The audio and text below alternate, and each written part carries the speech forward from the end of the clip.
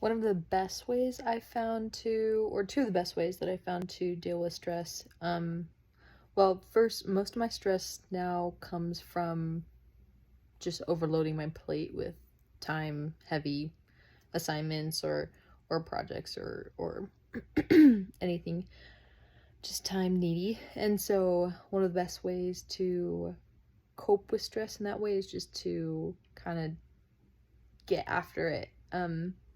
Like if I'm stressed because I have a test coming up, the best way to handle that is often like there's two ways to cope, right? Like you can go take a nap and feel better than when you wake up, or you can just start on your homework and start studying and start plowing through. And I found that the latter helps me feel better in the end because of I have such a lack of time that if I postpone it by taking a nap, that just adds to my stress. Also, compartmentalizing is really helpful for me, where I take a step back and just be like, you know what, either in the grand scheme of things, it doesn't matter as much, or if it does matter, then okay, take all those feelings, put it in a box, let's deal with them in a little bit. Like right now, let's just focus.